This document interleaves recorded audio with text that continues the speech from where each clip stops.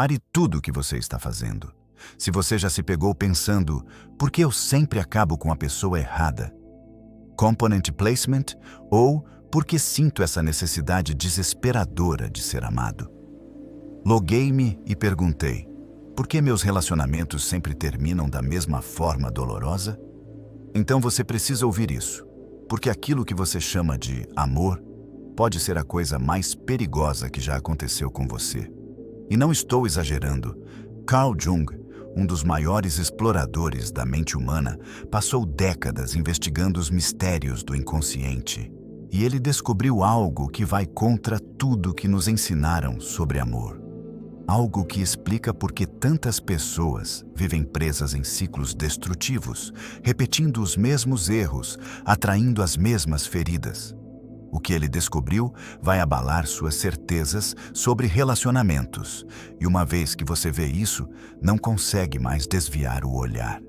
Você sabe que vivemos numa época em que o amor foi comercializado, romantizado e completamente deturpado. Instagram cheio de casais performando felicidade, filmes que vendem fantasias tóxicas como romance, aplicativos que reduzem conexão humana a um algoritmo de compatibilidade. Mas por trás dessa fachada colorida há uma epidemia silenciosa, uma epidemia de pessoas que confundem obsessão com amor, dependência emocional com intimidade e trauma repetitivo com destino. Jung observava, com a precisão cirúrgica de quem dedicou a vida a decifrar a psique humana, que nós não nos apaixonamos por pessoas. Nós nos apaixonamos por fantasmas, por projeções, por aquilo que nossa mente inconsciente reconhece como familiar, mesmo quando essa familiaridade é dolorosa. Pense nisso por um momento. Quantas vezes você disse, é que eu sou azarado no amor, ou sempre acontece a mesma coisa comigo, como se fosse uma força externa controlando sua vida amorosa, como se você fosse vítima de um destino cruel. Mas e se não for destino? E se for algo muito mais profundo e, paradoxalmente, muito mais esperançoso? E se for um padrão que você pode compreender? Existe um mapa invisível dentro de você. Um mapa que foi desenhado muito antes de você saber o que era amor. Cada linha, cada território foi traçado pelas suas primeiras experiências de conexão humana, ou pela falta delas. Jung chamava isso de imagos, imagens internas que carregamos sobre como devem ser os relacionamentos. Essas imagos são como moldes invisíveis que determinam por quem nos sentimos atraídos e como nos comportamos quando estamos apaixonados. Se você cresceu numa casa onde amor estava sempre acompanhado de drama, onde seus pais brigavam intensamente, mas depois se reconciliavam apaixonadamente, seu inconsciente aprendeu uma equação perigosa: turbulência = paixão. Relacionamentos calmos passaram a parecer sem graça, sem química. Se você presenciou um pai emocionalmente ausente e uma mãe que sofria tentando conquistar sua atenção, você pode ter internalizado que amar significa perseguir quem não está disponível, que a intensidade do seu amor é medida pelo quanto você sofre por alguém. Se você recebeu amor condicional, só era abraçado quando tirava boas notas, só recebia aprovação quando se comportava perfeitamente. Então, desenvolveu a crença de que precisa ganhar amor através da performance, que sua essência não é suficiente. Aqui está onde a coisa fica perturbadora. Você não escolhe conscientemente por quem se apaixona. Existe uma força inconsciente que te atrai para pessoas específicas e essa força está tentando resolver algo que ficou inacabado na sua história. É como se seu inconsciente fosse um detetive obstinado, sempre retornando à cena do crime original, tentando resolver um mistério antigo. Ele te coloca repetidamente em situações que ecoam suas feridas primordiais, na esperança de que, desta vez, você conseguirá curá-las. Mas aqui está o problema. Você está tentando curar feridas de criança com ferramentas de adulto, em contextos completamente diferentes. É como tentar consertar um relógio quebrado usando as peças de outro relógio quebrado. Nietzsche tinha uma percepção brutal sobre a natureza humana. Não existem fatos, apenas interpretações. E suas interpretações sobre amor foram moldadas por experiências que você nem consegue lembrar conscientemente. Por isso, você se sente inexplicavelmente atraído por certas pessoas. Não é química, é reconhecimento inconsciente. Seu sistema nervoso identifica padrões familiares e dispara alarmes que você interpreta como paixão. Você entra num relacionamento achando que conhece a pessoa, mas na verdade está reagindo a um fantasma do seu passado. A pessoa real, com suas particularidades genuínas, suas qualidades únicas, seus defeitos específicos, permanece invisível para você. E então, você fica confuso quando ela não corresponde às suas expectativas. Mas suas expectativas nunca foram sobre ela. Eram sobre a resolução de conflitos antigos que você nem sabia que existiam. Uma das descobertas mais inquietantes de Jung foi que muitas pessoas confundem dependência emocional com amor profundo. Elas acreditam que a intensidade da necessidade é proporcional à profundidade do sentimento. Mas observe como funciona a dependência. Você se sente incompleto sem a pessoa, ansioso quando ela não está por perto, desesperado quando ela não responde suas mensagens. Você monitora constantemente o humor dela, ajusta seu comportamento para evitar conflitos, perde partes de si mesmo, tentando se moldar ao que imagina que ela quer. Isso não é amor, é terror disfarçado. Terror do abandono, terror de ficar sozinho com você mesmo, terror de descobrir que talvez você não seja digno de ser amado. O amor verdadeiro, por outro lado, é expansivo. Ele te faz sentir mais você mesmo, não menos. Te dá energia, não te drena. Te traz paz, não ansiedade constante. Nossa cultura confunde intensidade com intimidade. Acha que se não há drama, não há paixão. Que relacionamentos tranquilos são sem graça, que você precisa lutar pelo amor. Mas intensidade é apenas isso, intensidade. Pode ser uma montanha-russa emocional viciante, mas não tem nada a ver com conexão genuína. Intimidade real é silenciosa. É duas pessoas que conseguem ficar juntas sem precisar preencher cada silêncio. É conhecer os medos mais profundos do outro e ainda assim escolher ficar. É ver os defeitos e amar justamente por causa da humanidade imperfeita que eles revelam. Uma das descobertas mais profundas de Jung foi o conceito de projeção. Nós projetamos no outro aquilo que não queremos ver em nós mesmos, tanto qualidades que negamos possuir, quanto defeitos que nos recusamos a reconhecer. Quando você se apaixona perdidamente por alguém, frequentemente está se apaixonando por aspectos seus que você colocou na pessoa. Ela se torna o depositário dos seus sonhos não realizados, da sua criatividade reprimida, da sua coragem que você não consegue acessar. Isso explica por que o fim de relacionamentos pode ser tão devastador. Não é apenas a perda da pessoa, é a perda de partes de você mesmo que você havia terceirizado para ela. Você é minha cara metade. Você me completa. Sem você, eu não sou nada. Essas frases, que nossa cultura romantiza, são na verdade descrições de patologia psicológica. Você não é metade de nada. Você é um ser humano inteiro que escolhe compartilhar sua vida com outro ser humano inteiro. A ideia de que precisamos de alguém para nos completar é uma das mentiras mais destrutivas sobre amor. Ela transforma relacionamentos em jogos de dependência mútua, onde duas pessoas incompletas tentam formar uma pessoa completa, o que é matematicamente e psicologicamente impossível. Uma das características mais marcantes dos relacionamentos modernos é a ansiedade constante.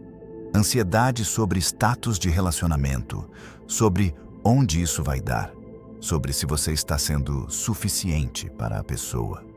Mas aqui está uma verdade que ninguém quer enfrentar. Se você está constantemente ansioso num relacionamento, isso não é amor.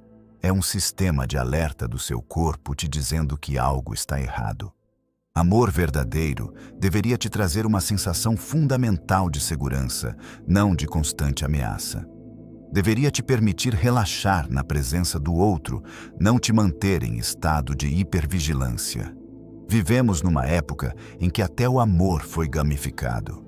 Aplicativos que reduzem seres humanos complexos a fotos e frases de efeito. Redes sociais que transformam relacionamentos em performances públicas.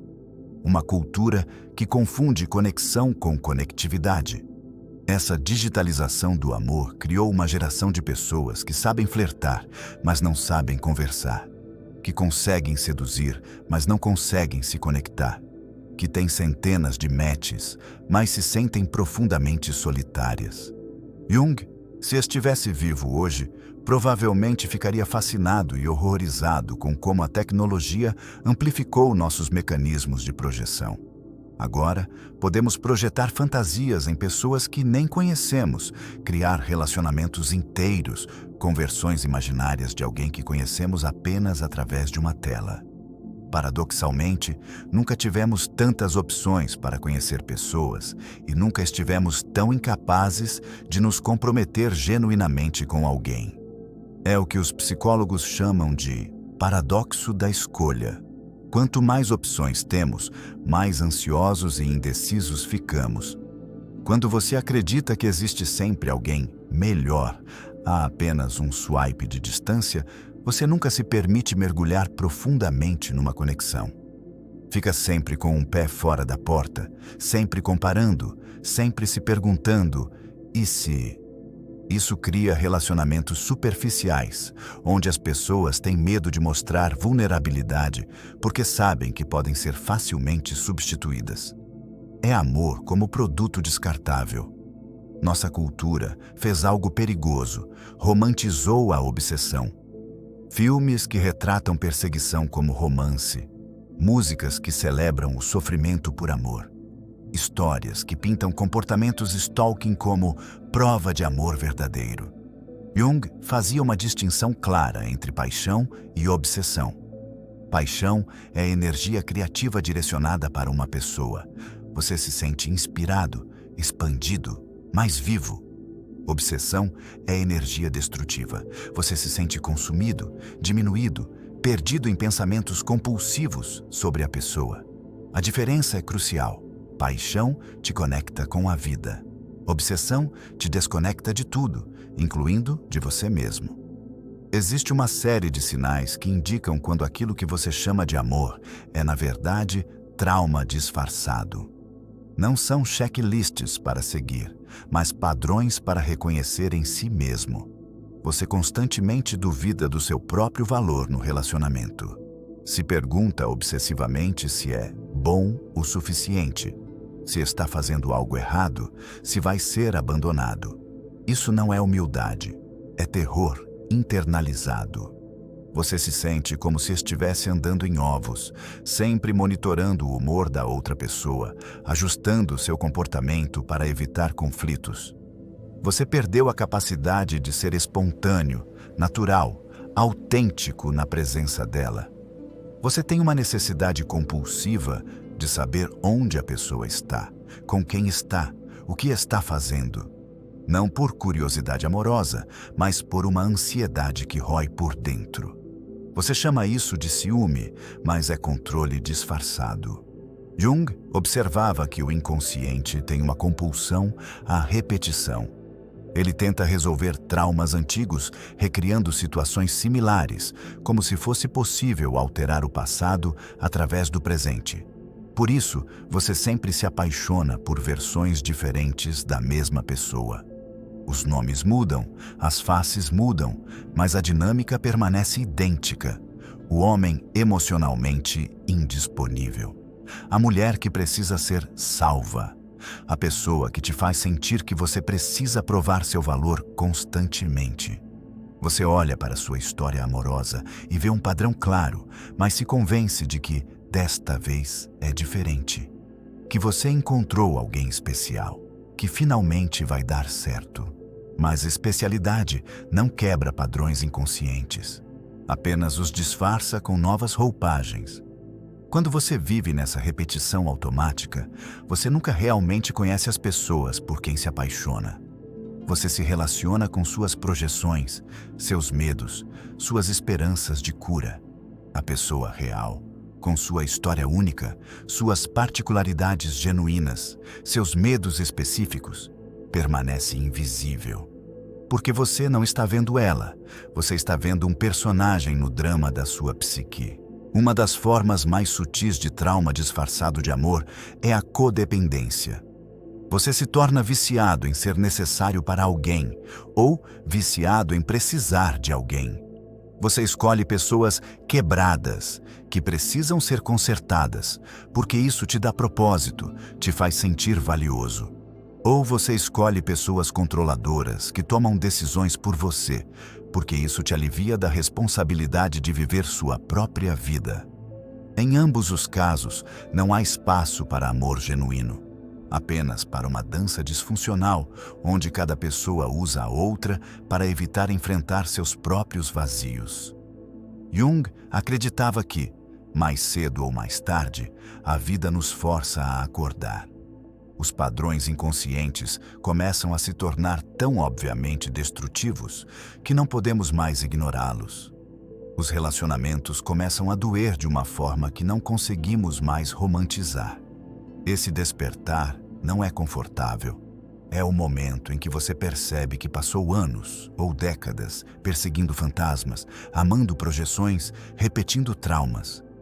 É o momento em que você se vê claramente, e a visão pode ser devastadora. Mas é também o momento em que a verdadeira liberdade se torna possível. Amor inconsciente é baseado na necessidade. Você precisa da pessoa para se sentir completo, para validar seu valor, para preencher seus vazios. É amor como escape de si mesmo. Amor consciente é baseado na escolha. Você está tão completo em si mesmo que escolhe compartilhar essa completude. É amor como expressão de si mesmo. A diferença não é semântica, é estrutural. Muda completamente a natureza da relação. Jung tinha uma percepção profunda. Você só pode verdadeiramente amar quando não precisa de amor. Quando você está tão confortável com sua própria companhia que escolhe a companhia do outro por prazer, não por necessidade. Isso não significa se tornar indiferente ou desapegado. Significa desenvolver o que os filósofos chamam de amor desinteressado. Amor que não busca retorno, que não tem agenda oculta, que não tenta transformar o outro em algo que ele não é. Amor consciente requer uma forma específica de coragem. A coragem de ser completamente vulnerável, sem expectativa de reciprocidade. De mostrar quem você realmente é, não a versão editada que você acha que a pessoa vai gostar. É uma coragem assustadora, porque significa desistir do controle. Significa aceitar que você pode ser rejeitado exatamente por aquilo que é mais verdadeiro em você. Mas é também a única forma de descobrir se alguém realmente te ama, ou se ama apenas a versão performática de você. Antes de poder amar outro ser humano conscientemente, você precisa passar pelo que Jung chamava de encontro consigo mesmo. É um processo onde você mapeia seus padrões, reconhece suas projeções, toma posse das suas feridas. Não é um processo linear ou previsível. É mais como uma escavação arqueológica da sua própria psique, onde você descobre camadas de condicionamento que nem sabia que existiam. Você descobre, por exemplo, que sua necessidade de aprovação constante vem de uma criança interior que nunca se sentiu vista pelos pais. Que sua atração por pessoas indisponíveis é uma tentativa de conquistar o amor que nunca recebeu incondicionalmente. Jung descobriu que todos nós temos uma sombra, aspectos de nós mesmos que reprimimos, negamos ou projetamos nos outros. Na área amorosa, isso é especialmente complexo. Talvez você tenha reprimido sua própria agressividade e se sinta atraído por pessoas explosivas. Talvez tenha negado sua necessidade de independência e se apaixone por pessoas controladoras. Talvez tenha rejeitado sua própria sensualidade e se fascine por pessoas hipersexualizadas. A integração da sombra não significa agir todos os seus impulsos reprimidos. Significa reconhecer que eles existem, tomar posse deles, integrá-los conscientemente na sua personalidade. Existe um momento no processo de autoconhecimento que Jung chamava de morte do ego. É quando você percebe que muitas das suas certezas sobre si mesmo eram ilusões, que muito do que você chamava de personalidade eram apenas mecanismos de defesa. Na área amorosa, isso significa a morte do eu romântico. Essa versão idealizada de você que você apresenta quando está apaixonado. É um momento de luto, porque você está se despedindo de fantasias sobre quem você pensava que era. Mas é também um nascimento. O nascimento de um self mais autêntico, mais integrado, mais capaz de conexão genuína. Jung valorizava profundamente o que ele chamava de solidão criativa. Momentos de estar sozinho consigo mesmo, sem entretenimento, sem distração, sem fuga. É nesses momentos que você pode ouvir sua própria voz interior. Pode sentir suas próprias emoções sem interferência. Nossa cultura tem pavor da solidão. Nós equiparamos estar sozinho com estar rejeitado, abandonado, não amado. Mas solidão é, na verdade, um estado de completude. Você está completo consigo mesmo. E só quando você está confortável nessa completude que pode oferecer algo real para outra pessoa.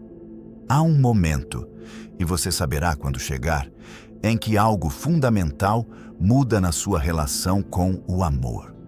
Você para de perseguir, para de performar, para de tentar convencer alguém a te amar.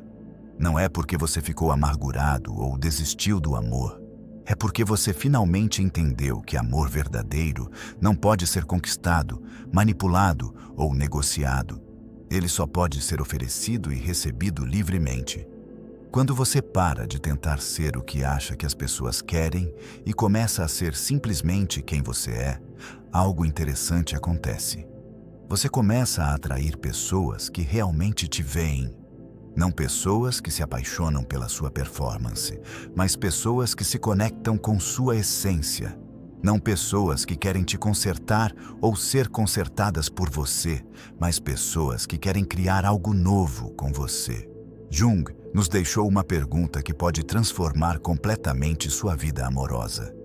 Que pessoa eu preciso me tornar para atrair o tipo de amor que realmente quero? Não. Que técnicas preciso aprender ou que estratégias preciso usar? Mas que transformação interior preciso passar?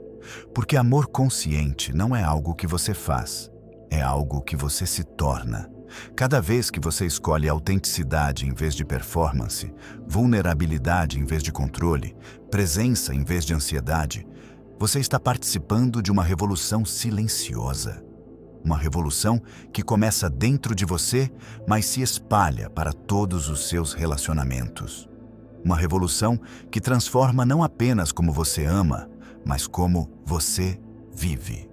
Carl Jung passou sua vida explorando os mistérios da mente humana. E talvez sua descoberta mais importante tenha sido esta. Nós não somos vítimas dos nossos padrões inconscientes. Podemos trazê-los à luz. Podemos escolher conscientemente. Na área do amor, isso significa que você não está condenado a repetir os mesmos erros para sempre. Que você pode escrever uma história nova. Que você pode amar e ser amado de uma forma que honra tanto sua humanidade quanto a humanidade do outro. Jung via o amor consciente como uma forma de arte. Assim como um artista não pode criar arte verdadeira, tentando agradar todo mundo, você não pode amar autenticamente, tentando ser perfeito para todo mundo. Arte verdadeira emerge da expressão honesta da visão única do artista. Amor verdadeiro emerge da expressão honesta da sua humanidade única. Uma das qualidades mais importantes no amor consciente é o que podemos chamar de paciência sagrada.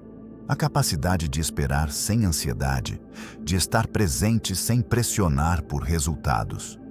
É uma paciência que vem da compreensão de que relacionamentos genuínos não podem ser forçados ou acelerados. Eles se desenvolvem no seu próprio ritmo, como plantas que precisam do tempo certo para cada fase de crescimento. Existe um paradoxo profundo no amor.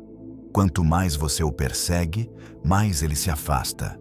Quanto mais você relaxa na sua própria completude, mais ele se aproxima naturalmente.